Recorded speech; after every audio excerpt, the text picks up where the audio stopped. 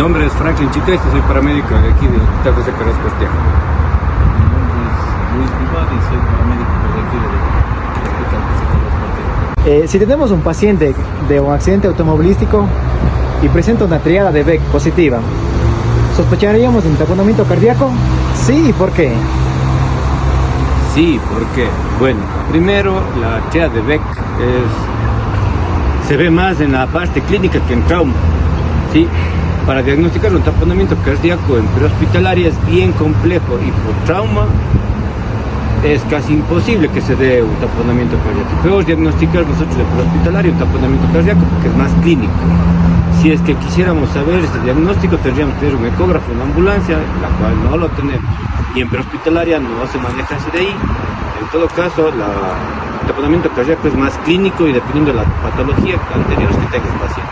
En caso de trauma no se ve taponamiento cardíaco. Lo que sí se podría ver es un neumotórax de atención que te daría más o menos los signos que te da una triada de Beck por la hipotensión, pero ves otros signos más, otros síntomas como por ejemplo ingurgitación de las venas yugulares, y vas a ver obviamente que te da los signos de un taponamiento, de un neumotórax de atención, pero que ya se mueve mediastino y todo el problema que se ocurre ahí.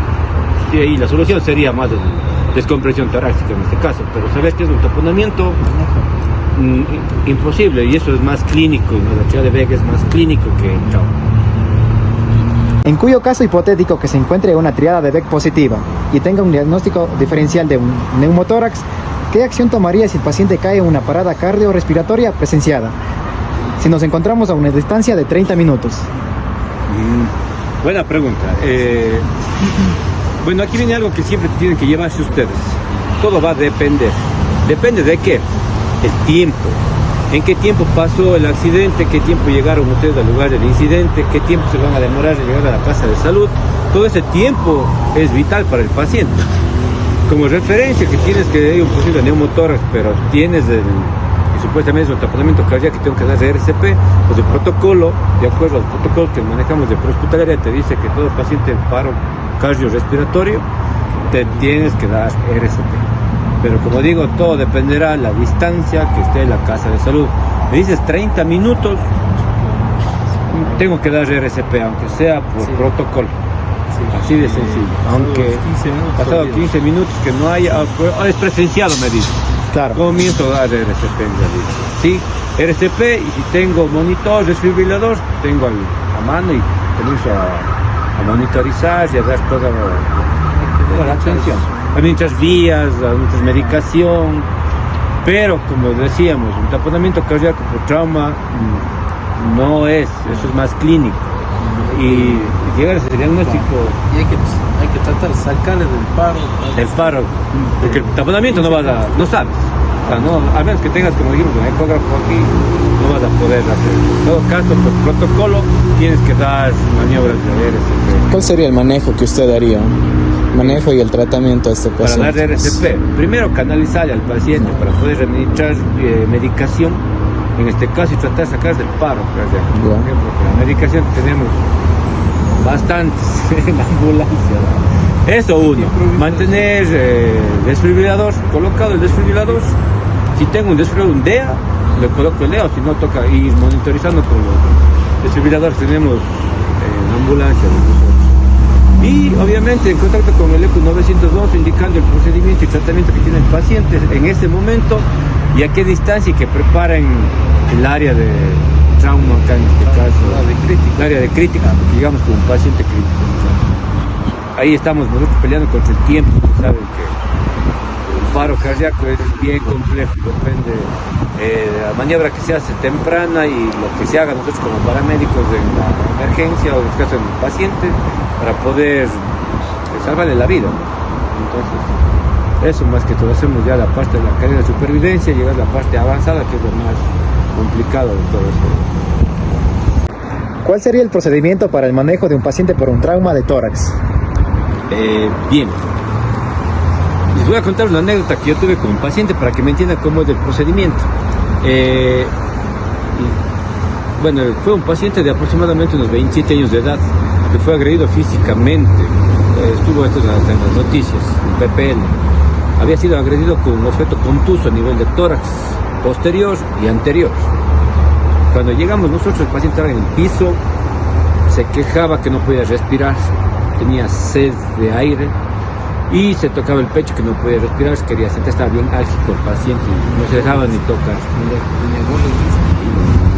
Y en ese momento le inmovilizamos para subirle a la ambulancia, a la camilla, por sus propios medios, por poco casi sube él mismo, que se desesperaba.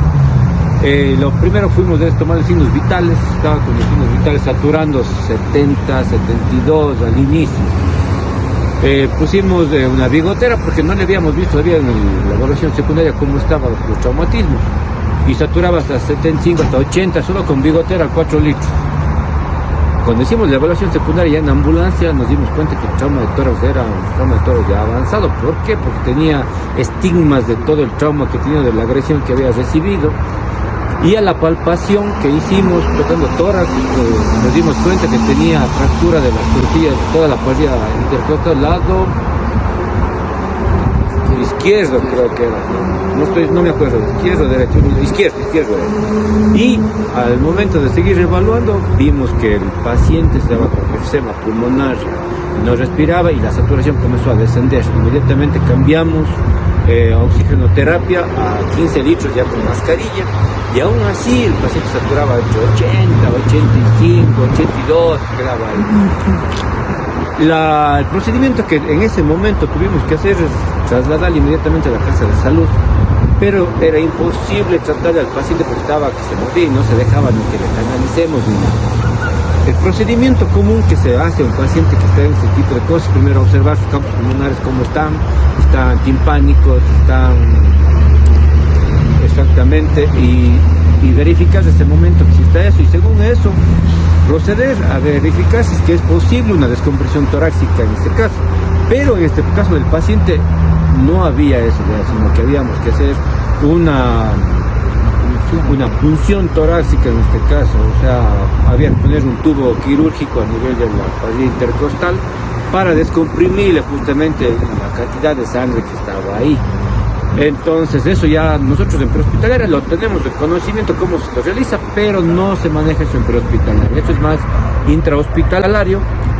Y obviamente los médicos del momento que llegamos ya a la casa de salud tuvieron que sedarle al paciente para poder realizar todas las maniobras posteriores que les acabo de comentar, poner un tubo, poner un TET para manejar vía aérea, y obviamente fue dirigido al centro de trauma, que lastimosamente posterior a eso falleció el paciente por ese trauma. ¿Por qué falleció? Y ahora les contesto la pregunta que me decían, el tiempo de mortalidad de un paciente con trauma de tórax. En este caso, para mí el tiempo es primordial en el transporte de un paciente con este tipo de traumas, ya que el tiempo conlleva, primero, la acumulación de sangre dentro de los pulmones, el aire mismo dentro de los pulmones, la presión que ejerce, que pueda llegar justamente a lo que hablábamos de un trauma de tórax por un neumotórax, la tensión. Y si no se lo lleva o no se hace la descompresión lo más rápido posible, simplemente que el paciente entre un paro respiratorio, un paro cardíaco y va a fallecer. En este caso el tiempo que fue desde que había sido agredido el paciente fue aproximadamente de 1 hora 15 minutos. Les comento, eso pasó a las 18 horas 15 y el paciente estuvo en el hospital a las 19 horas 10. Más o menos son entre 1 hora 15, hora 20 que llegó, y después de 2 horas después de haber recibido el tratamiento avanzado, el paciente lastimosamente falleció. Eso, amigo. En el caso de que un paciente requiera una periocardiosíntesis, usted, si tiene el conocimiento necesario y la casa de salud más cercana se encuentra a un tiempo aproximado de 20 a 30 minutos, ¿usted realizaría el procedimiento sabiendo que es más a nivel intrahospitalario? Sí, no, ¿y por qué? Bien. Una pregunta sería que dependiendo de la distancia que esté en el hospital, esa sería una de las respuestas que primero hay que resolverlo para poder decirte que si lo hago o no lo hago. Segundo, el estado de la vida del paciente, si es que amerita que se lo haga, y sé que si es que no lo hago, hasta llegar al hospital se muere, podría hacerlo. Eso sería otra cuestión, otra interrogante dentro de esa pregunta. Y por último, si es que el hospital está colapsado y no puede realizar esta maniobra dentro del hospital, y dependiendo de qué tipo de hospital es lo más cercano, porque si fuera una casa de salud de nivel 1, por ejemplo, no le van a hacer una intervención de este tipo, al menos sea también una emergencia, ¿no? Pero eso sería más para un hospital de tipo nivel 3, como el José Carrasco, por ejemplo, el Vicente Corral Moscoso, que sí le van a poder hacer. Pero, respondiéndote si es que yo haría o no haría, primero, tengo los conocimientos, pero no tengo la experiencia para poder hacerlo. Tengo el conocimiento, sí, sé cómo se hace el procedimiento, los protocolos cómo son, pero no tengo la experiencia, la impericia para poder hacer eso. Puedo causarle un daño al paciente por crear algo de ahí, y ahí tengo un problema médico legal yo, que sería la impericia, porque sé algo, pero algo que no he tenido la experiencia para poder hacer, ni la práctica te puedo decir. Y si es que algún paramédico lo ha hecho, le felicito, porque en realidad yo te puedo decir que del 100% de paramédicos que hay aquí en Cuenca, el 99.99% de ellos nunca ha hecho una maniobra de estas. Por ende, la respuesta sería en este caso, no lo haría. No lo realizaría. Lo que sí haría otro tipo de tratamiento por el riesgo que se puede hacer el paciente, oxigenarle, mantener la vía, medicar, que sería lo que me permite la prehospitalaria hacer en ese paciente. Pero hacer una intervención de este tipo no lo haría en realidad. A título personal no lo haría, por la experiencia que no tengo en ese sentido, en esa maniobra. Como digo, hay el conocimiento, sí, pero no la experiencia para poder hacer una intervención de ese tipo. Sería algo que no estaría dentro de mi proceder, en este caso, para ese paciente.